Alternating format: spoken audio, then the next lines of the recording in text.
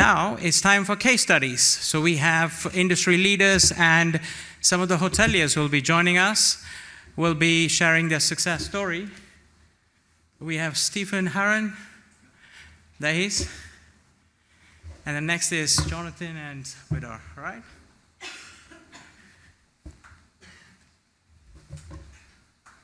Thank you, Charles. Thanks for that one clap. Thanks. Perfect. Yeah, great. Thank you very much. Thanks, Charles. And thanks for the guilt clap in the end. 10-minute, very brief, just a little bit on embedding ESG to future-proof your business, and hopefully it's better than it sounds. So in 2024, when this movie came out, we hadn't even heard of ESG, really. And for those of you who haven't seen this movie, it's about a catastrophic, once-in-a-lifetime event that makes great skiing in New York, but other than that, it's pretty complete devastation for the city. But at that time, we knew that there was lots of plastic in the ocean. We needed to do something about that. And we knew there was something called global warming, but it didn't really impact us, to be honest. Arguably, the most scary thing about this movie is that it is 20 years ago. But really now, once in a lifetime, extreme events, well, do you know what? They happen all the time. You only have to turn the news on to see floods in Europe, the hurricanes that have gone through parts of the United States. And, in our grandparents' day, it was really once in a lifetime, whereas now it's actually every year, and we should expect this more and more. But despite the impact that these various events have and failing crops and things like that around the world, it still really doesn't affect us in the UK directly to a great extent yet.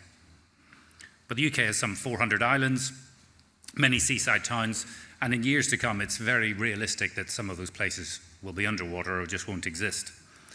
And actually, as the focus changes to ESG, our staff and the people that are prospective employees are choosing to work work for companies that are doing something about it. Certainly our guests, and we know that we can see this now, are choosing to stay with people that are doing something about it. And important for every single person in this room, the investors that are buying our hotels, running our hotels, buying and selling, they are choosing hotels that are doing something about this and companies that are doing something about this. So when we talk about future-proofing our business, this is absolutely essential. So this is us. This is RBH. We're a hotel management company. We manage 50-odd hotels, some of them very odd, but 50 different hotels across the UK.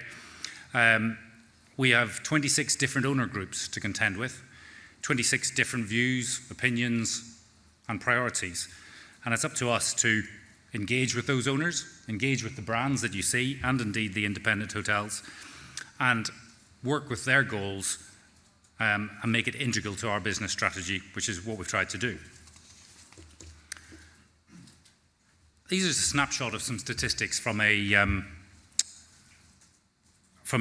carbon impact report that we had commissioned for our company. Lots of detail, lots of stats. From the G part of ESG governance, 89% of our staff compliant at statutory training at any given point. We have 79% of our staff trained in modern slavery. Other things we have just 8 hotels at the moment going for full green energy because it is more expensive at this minute in time. 41% of our waste is recycled. You can see the number of tonnage of carbon there. 95% of the hotels have been accredited with green tourism. So the work stream, we have different work streams around the E, the S, and the G. We're pretty strong on the G, the governance, and that's keeping us legal, keeping us compliant, risk assessments, all that sort of stuff, and I'm sure everybody in this room is the same. The social side is pretty good, we'll come on to that, and the E needs some work.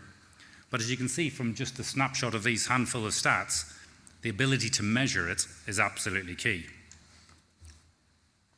But what are our guests looking for? Well, these are our hotels, not all of the hotels. We have 3 hotels that are with Green Key. As a company, we've chosen green tourism. We felt green tourism offered a better accreditation because there are different levels of gradings, and we thought that was good to have targets for hotels to strive towards and move along. But more importantly, this is a true accreditation. It stands up to scrutiny, and our guests can recognise it and be confident that what we're doing just isn't greenwashing. All our actions can be linked to the UN Sustainable Development Goals. So that's what our guests are looking for. What about investors, the people that are buying hotels or owning our hotels? So it is law already in the EU and the UK that large corporates have to report on ESG. That's the law, and that will come to impact every single hotel in the coming years as the law tightens up. The quite busy chart that you see, some of you may recognise, it's called the CREM pathway. It's a carbon risk real estate monitor. So essentially what this is, you have your property on the left-hand side, years along the bottom, and 2050 is the target for the UK government to achieve net zero, and that was brought into law in 2019. The green line is the pathway to decarbonisation. So your hotel should, in theory, follow the green line towards decarbonisation.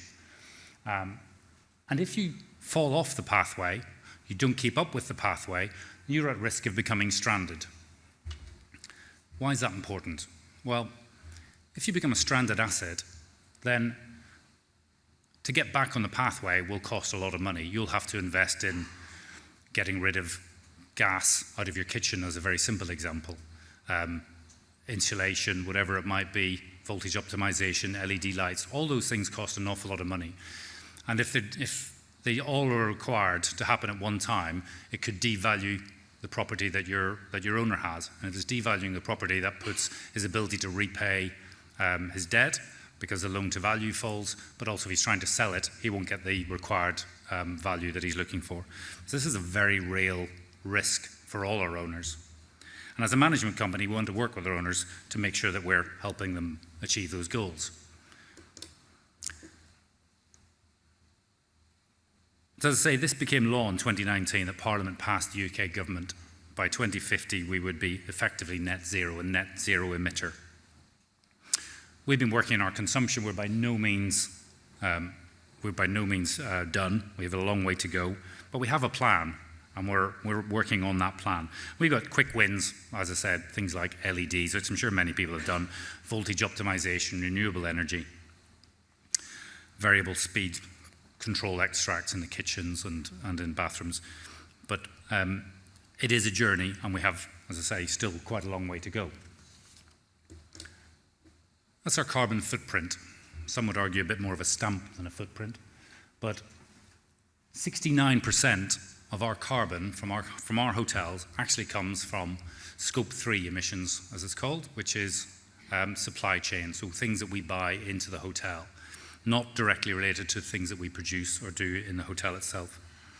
And that's a pretty tough one to tackle, because we're trying to influence our suppliers on their use of plastic wrapping, packaging, etc. And the only way to do that is to do it through partnerships. So we're working with our supply chain, we're working with our waste disposal, we're working with a company called Enva, and nearly all our hotels are there, and at the moment the hotels are on zero of our waste goes to landfill. We work together with Too Good To Go for food waste, saving over 13,000 meals. We raised £24,000 for Mental Health UK charity, or one of our nominated charities. But all this is great for the environment, but we have to engage the team. You have to bring your team with you. And the social part of that is really important if you want it really to embed and be a success. In 2023, thank you, Chris, RBH won a Springboard Award for Employee Health and Wellbeing. We're consistently a caterer top 30 best practices, and in 2023 we were actually top 4.